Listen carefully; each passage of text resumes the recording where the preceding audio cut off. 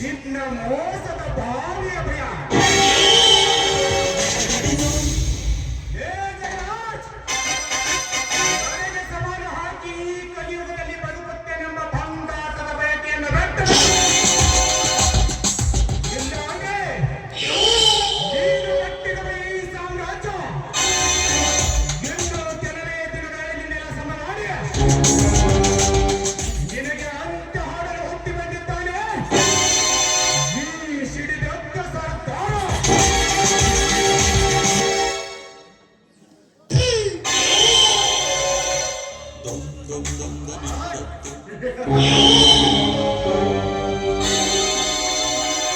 ರತ್ತಿಗೆದ್ದ ಸರದಾರ, ನೀನ್ಯಾವಲೋ ರತ್ತಿಗೆದ್ದ ಸರದಾರ. ಸ್ವತಂತ್ರ ಸಂಗ್ರಾಮದಲ್ಲಿ ಹೋರಾಡಿದ ಎಷ್ಟೋ ಸರದಾರರು ಈ ಭೂಮಿ ಮೇಲೆ ಬದುಕೇ ಉಳಿದಿಲ್ಲ. ಅಂದಾಗ ನೀನ್ಯಾವ ಸ್ವತಂತ್ರ ಸಂಗ್ರಾಮದ ಸರದಾರಲೇ? ಈ ಕಲಿಯುಗದ ಕರ್ಮದಲ್ಲಿ ಲೇ ಪೃಥ್ವಿರಾಜ್, ಸಿಡಿದೆದ್ದ ಸರ್ದಾರವು ನ್ಯಾಯ ನೀತಿ ಧರ್ಮದಿಂದ ಹೋರಾಡಿ ಸ್ವತಂತ್ರವನ್ನು ತಂದು ಕೊಟ್ಟು ವೀರ ಮರಣವನ್ನಪ್ಪಿದ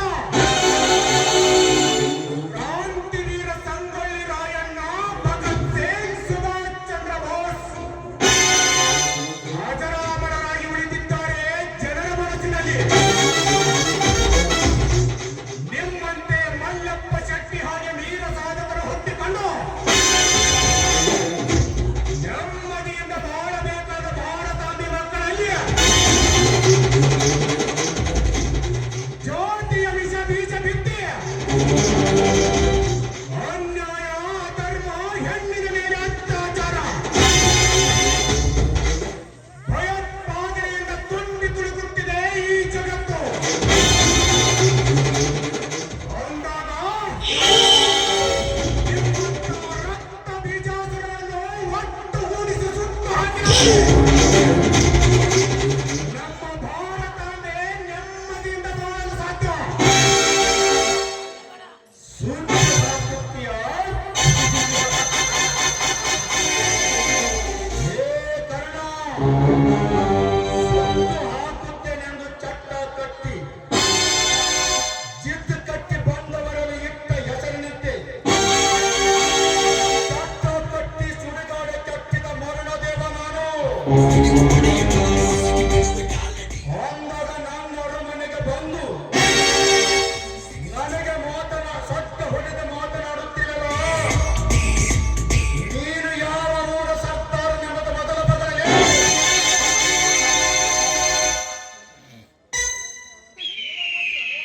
ಅವು ಓದ್ತಮ್ಮ ಈ ಕಡೆ ಮಾಡೂ ಇಲ್ಲ, ಈ ಕಡೆ ಮುಗುಳೂ ಇಲ್ಲ. ಒಮ್ಮೆ ಸುಂಟ್ರ ಗಾಡಿ ಬಂದು ಮಾತಾಡಕತ್ತಿಲ್ಲಪ್ಪ. ಕುಡದೇ ಅರ್ಧ ಓದ ಸೋಸ್ಕೊಂಡಿದಿ ಎಲ್ಲ ನಿಶ್ಚಯ ಗೊತ್ತಮ್ಮ.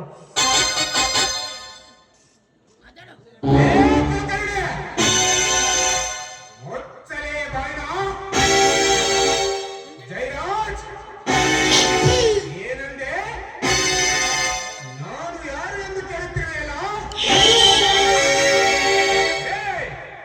ನೀನು ಅನುಭವಿಸುತ್ತಿರುವ ಸರ್ವ ಆಸ್ತಿಗೂ ಸರ್ಕಾರ ನಾನು. ನೀನು ಕಟ್ಟಿರುವ ಫ್ಯಾಕ್ಟರಿ ಜಮೀನಿಗೆ ವಾರಸ್ದಾರ ನಾನು. ಈ ಭವ್ಯ ಬಂಗಲೆಯ ಮಾಲೀಕ ನಾನು. ಒಂದೇ ಮಾತಿನಲ್ಲಿ ಹೇಳಬೇಕಂದ್ರೆ ಈ ಸರ್ವ ಆಸ್ತಿಗೆಲ್ಲ ಸರ್ದಾರ ನಾನೇ. ಸಾಕಾ ಇನ್ನೇನಾದರೂ ಬೇಕಾ? ಅವು ಓದ್ತಮ್ಮ ನಮಗ ನನ್ನ ಸೋದರ ಇಟ್ಟಿದ್ದೆ ನೋಡಕ್ಕಾಗಲ್ಲ. ನನಗೆ ಏನ್ರಿ ಅಂದ್ರೆ ನಮ್ಮ ಹೆಣ ನೋಡ್ಬೇಕಾಗ್ತದೆ ತಮ್ಮ ಹುಚ್ಚಾರ. ಏ ಕುಲಕರ್ಣಿ, ಇಂಥ ಗೊತ್ತು ಗುರಿಯಿಲ್ಲದ ಗೂಳಿ ನುಗ್ಗಿದ ಹಾಗೆ ನುಗ್ಗಿ ಸರ್ವ ಆಸ್ತಿಗೆ ಸರ್ದಾರನೆಂದು ಬಾಯಿ ಮಾಡಿದ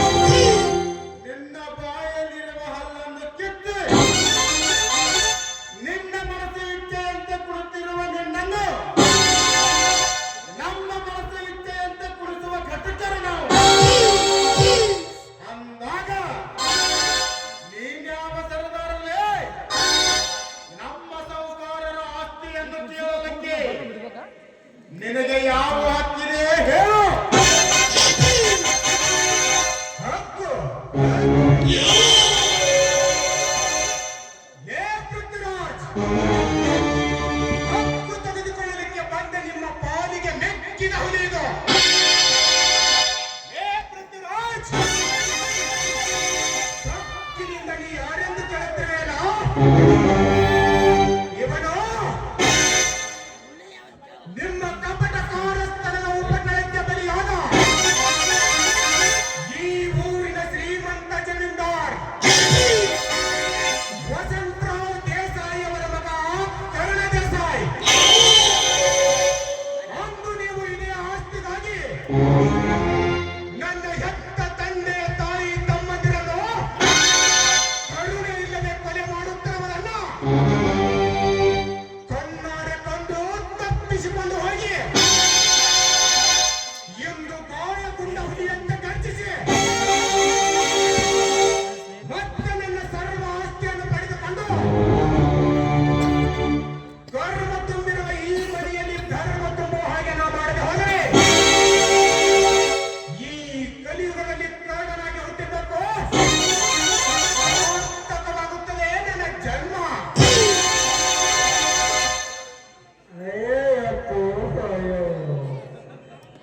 ಖುಷಿ ಇರೋ ಟೈಮ್ದಾಗ ಸಿಡಿಲು ಸುಟ್ಟು ಕರ್ಕಲಾಗತ್ರಿ.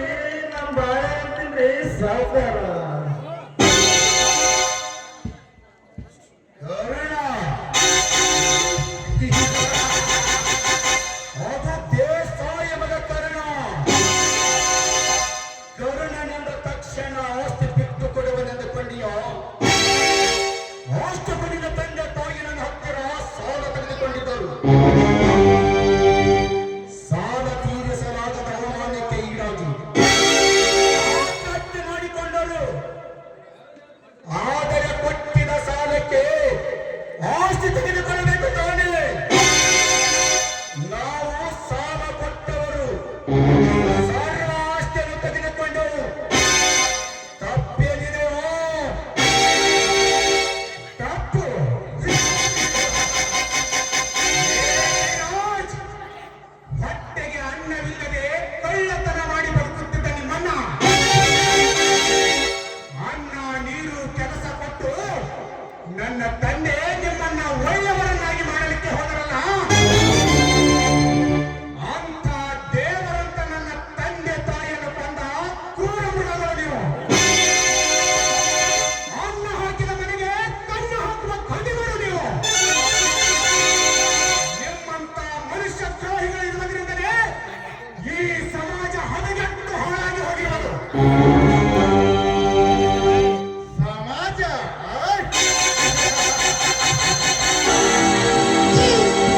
ಏ ಕರುಣ, ಈ ಕಲಿಯುಗದಲ್ಲಿ ನಿಷ್ಠಾವಂತ ಅಧಿಕಾರಿಯಾಗಿ ಸರ್ಕಾರಕ್ಕೆ 1000 ಕೋಟಿ ಆಸ್ತಿಯನ್ನು ಲಾಭ ಮಾಡಿಕೊಟ್ಟ IAS ಅಧಿಕಾರಿ DK ರವಿಯವರನ್ನು ನೇಮಿಗೆ ಹಾಕಿಸಲಿಕ್ಕೆ ಹಚ್ಚಿದ್ದು ಇದೇ ನಿನ್ನ ಹಲಕಟ್ಟ ಸಮಾಜ. ಅಷ್ಟ ಯಾಕಲೇ ಕರ್ತವ್ಯದ ನನ್ನ ದೇವರನ್ನು ಕಾನೂನನ್ನು ಪಾಲಿಸ್ತಾ ಇರುವ ಸಬ್ ಇನ್ಸ್ಪೆಕ್ಟರ್ ಕಕ್ಕಪ್ಪ ಬಂಡಿಯನ್ನು ಎದೆಗೂಡಿಯ ಗುಂಡಿಟ್ಟು ಬಂದಿದ್ದು ಇದೇ ನಿನ್ನ ಹಲಕಟ್ಟ ಸಮಾಜ. ಅಷ್ಟೇ ಯಾಕಲೇ ಕರುಣ ತನ್ನ ಜೀವಮಾನವನ್ನೇ ಸಮಾಜಕ್ಕೆ ಮುಡುಪಾಗಿಟ್ಟು ಹೋರಾಡಿದ ಅನ್ನ ಹಜಾರವನ್ನು ಮೂಲೆ ಗುಂಪ ಮಾಡಿದ್ದು ಇದೇ ನಿನ್ನ ಷಂಡ ಸಮಾಜ. ಈ ಸಮಾಜದಲ್ಲಿ ಗೆದ್ದರೆ ಹಿಂಬಾಲರಾಗಿ ಬರ್ತಾರೆ, ಬಿದ್ದರೆ ಕಾಲಾಗಿ ಹಾಕಿ ತುಳಿತಾರೆ. ಇದು ನಿನ್ನ ಕಲಿಯುಗದ ಷಂಡ ಸಮಾಜ. ಲೇ ಪೃಥ್ವಿರಾಜ್, ನ್ಯಾಯಕ್ಕಾಗಿ ಸಮಾಜಕ್ಕಾಗಿ ಸಿಡಿದದ್ದಾಗ ಇವರೆಲ್ಲರನ್ನು ಬಲಿಪಶು ಮಾಡಿದ್ದು ನಿಮ್ಮಂತ ಭ್ರಷ್ಟರೆಂಬುದನ್ನು ಮಾತ್ರ ಮರೆಯಬೇಡ. ಅಷ್ಟೇ ಯಾಕಂದ್ರೆ ನನ್ನ ತಂದೆ ತಾಯಿಯನ್ನು ಕೊಂದು ಅವರ ಆಸ್ತಿ ಮೇಲೆ ಅಟ್ಟಹಾಸದಿಂದ ಮೆರೆಯುತ್ತಿದ್ದಿರಲ್ಲ, ನಿಮ್ಮಂತವರಿಗೆ ನಾ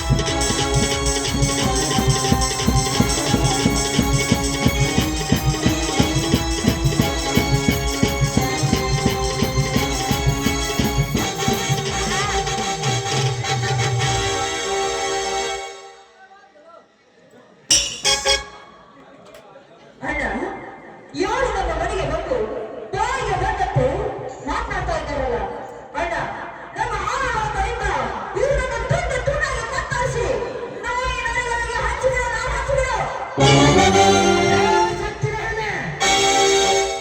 ಏನಂದೆ ಇಂಚು ಇಂಚಾಗಿ ಕತ್ತರಿಸಲಿಕ್ಕೆ ನನ್ನ ನೀನು ಹರಕೆಗೆ ಬಿಟ್ಟ ಕುರಿಮರಿ ಎಂದುಕೊಂಡೆಯೋ ಬಣ್ಣದ ಹೆಣ್ಣೆ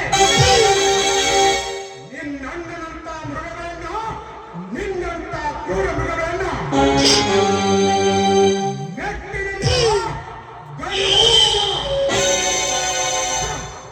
ನಿಮ್ಮಂತ ಕತ್ತೆಗಳಿಗೆ ಗೊತ್ತು ಕಸ್ತೂರಿಯ ವಾಸನೆ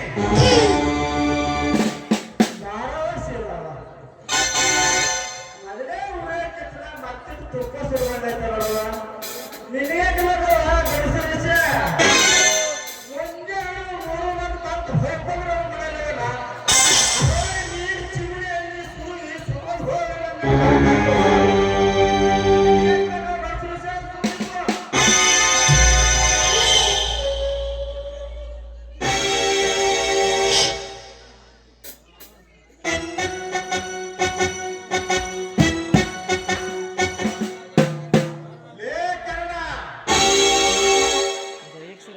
ಸರ್ವ ಆಸ್ತಿಯು ನನ್ನದು ಎನ್ನುವುದಕ್ಕೆ ನಿಮ್ಮಲ್ಲಿ ಯಾವ ಕಾಗದ ಪತ್ರ ಇದೆ ಹೇಳಲೇ ಅವಾಗ ಗೊತ್ತಾಗುತ್ತದೆ ನೀನು ನಿಮ್ಮ ಅಪ್ಪನ ಮಗ ಅಂತ ಲೇ ಪೃಥ್ವಿರಾಜ್, ಏನಂದೆ ಕಾಗದ ಪತ್ರ ಬೇಕೋ ಏ ನನ್ನ ತಂದೆ ಮೊದಲೇ ನಿಮ್ಮ ಮೋಸದ ಸುಳಿವು ಅರಿತೆ ಸಾಯುವುದಕ್ಕಿಂತ ಮುಂಚೆ ಎಲ್ಲ ಆಸ್ತಿನೂ ನನ್ನ ಹೆಸರಿಗೆ ನಿಲ್ಲಿ ಬರೆದಿಟ್ಟಿದ್ದಾರೆ ಗೊತ್ತಾ ನನ್ನ ತಂದೆಯನ್ನು ಕೊಂದ ಅವಸರದಲ್ಲಿ ಹೆಬ್ಬಟ್ಟಿನ ಸಹಿ ತೆಗೆದುಕೊಂಡು ಖರೀದಿಸಲಿಕ್ಕೆ ಅಂತ ಹೋದಾಗ ಇಲ್ಲಿದ್ದ ಕಾರಣ ಖರೀದಿ ಆಗದೆ ಇನ್ನು ಎಲ್ಲ ಆಸ್ತಿ ಈ ಕರ್ಣ ದೇಸಾಯಿ ಹೆಸರಿಗಿರುವುದನ್ನ ಗಡಗಡನೆ ನಡುಗುವ ನಿಮ್ಮ ಎದೆಗುಂದಿಗೆ ಕಿವಿಗೊಟ್ಟು ಕೇಳಿ ಹೇಳುತ್ತೆ ಕರ್ಣ ದೇಸಾಯಿ ಎಂದು ಲೇ ಕರ್ಣ ಗಜನಂತೆ ಮತವೇರಿದ ಮನೆಗೆ ಬಂದು ಮನ ಬಂದಂತೆ ಮಾತನಾಡುತ್ತಿರಲ್ಲ ನಿಮ್ಮಂತ ಮದ ಗಜಗಳನ್ನು ಅಂಕುಶದಿಂದ ಪಳಗಿಸಿ ಅದರ ಮೇಲೆ ಕುಳಿತು ರಾಜಭಾರ ಮಾಡುವ ರಣಧೀರನ ಸುಮ್ಮನೆ ಮಾತನಾಡುವುದನ್ನು ಬಿಟ್ಟು ನಿನ್ನ ತಂದೆ ಬರೆದಿಟ್ಟ ಹೀಲು ತೆಗೆದುಕೊಂಡು ಬಾ ಅಂದೆ ಕೊಡುವೆ ನಾನು ನಿನಗೆ ಸರ್ವ ಆಸ್ತಿನ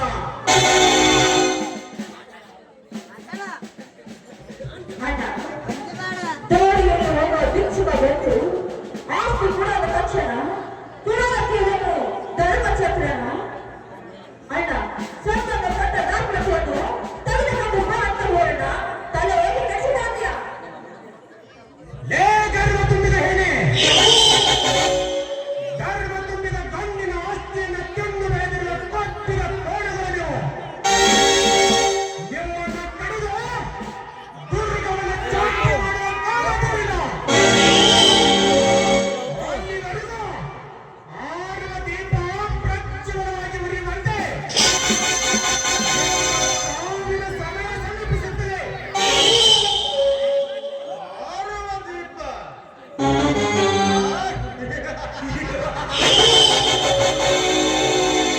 ಆರುವ ದೀಪ ನಮ್ಮದು ಅಂತ ನಿನ್ನಲ್ಲೊಂದು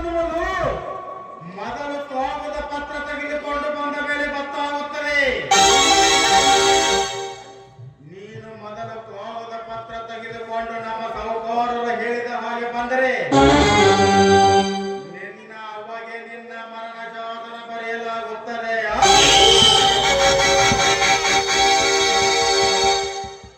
ಲೇ ಪೃಥ್ವಿರಾಜ್, ನನ್ನ ತಂದೆ ಆಸ್ತಿ ನಿಜವೇ ಆಗಿದ್ದರೆ ಈ ಕಲಿಯುಗದಲ್ಲಿ ಧರ್ಮ ಅನ್ನೋದು ಇದ್ದಿದ್ದೇ ಆಗಿದೆ. ಈ ಭೂಮಿ ತಾಯಿ ಮೇಲೆ ಆಣೆ ಮಾಡಿ ಹೇಳುತ್ತೇನೆ ಮಕ್ಕಳು, ಆ ಪತ್ರ ಎಲ್ಲೇ ಇದ್ದರೂ ಸಿಕ್ಕೇ ಸಿಗುತ್ತದೆ. ಅಲ್ಲಿವರೆಗೂ ಈ ಕರ್ಮ ಕೊಟ್ಟ ಮಾತು, ಇಟ್ಟ ಹೆಜ್ಜೆ, ತೊಟ್ಟ ಬಾಣ ಯಾವತ್ತೂ ತಪ್ಪಿಲ್ಲ. That is ಕಲಿಯುಗದ ಕರ್ಮ. ಬರುತ್ತೇನೆ ಮಕ್ಕಳು, ಕಾಗದ ಪತ್ರ ಸಮೇತ ಬರುತ್ತೇನೆ.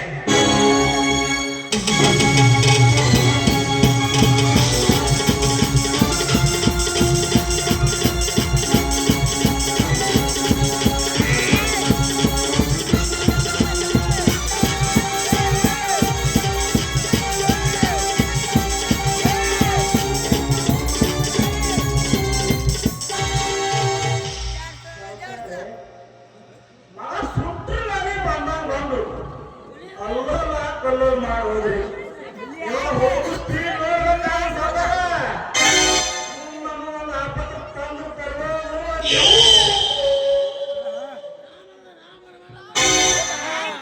ಅಲ್ಲ, ಇದು ನನಗೆ ಗೊತ್ತಿಲ್ಲ. ಆಸ್ತಿ ಹೋಗೋದ್ರೊಳಗೆ ಮುಂಚೆನೆ ನನಗೆ ಕಳಿಸ್ಬಿಡು.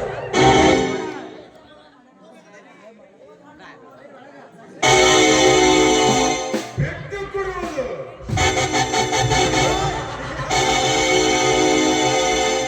ಆ ಪತ್ರ ತರುವುದು, ಕರುಣನ ಹೆಣ ಬೀಳುವುದು ಎರಡೂ ಒಂದೇ. ಯಾಕಂದ್ರೆ ಅವರ ಅಪ್ಪ ಸತ್ತ ದಿನವೇ ಆ ಕಾಗದ ಪತ್ರ ಸುಟ್ಟು ಹೋಗಿದೆ. ಆ ಕಾಗದ ಪತ್ರ ತರುವುದು ಈ ಜನ್ಮದಲ್ಲಿ ಸಾಧ್ಯ ಇಲ್ಲ.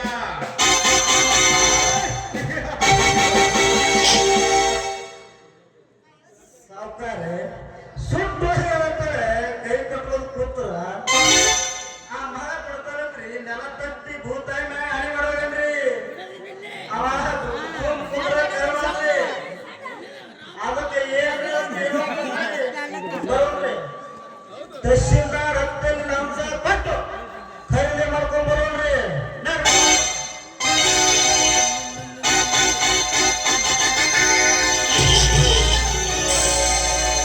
ಕುಲಕರ್ಣಿ, ನೀ ಹೇಳುವ ಮಾತು ಸತ್ಯ ಐತಿ. ಗಾಳಿಗೊಂಡ ಸ್ವಲ್ಪ ಕಚ್ಚಕ್ಕೂ ಮುಂಚೆ ನಾವು ಎಚ್ಚರದಿಂದ ಇರಬೇಕು.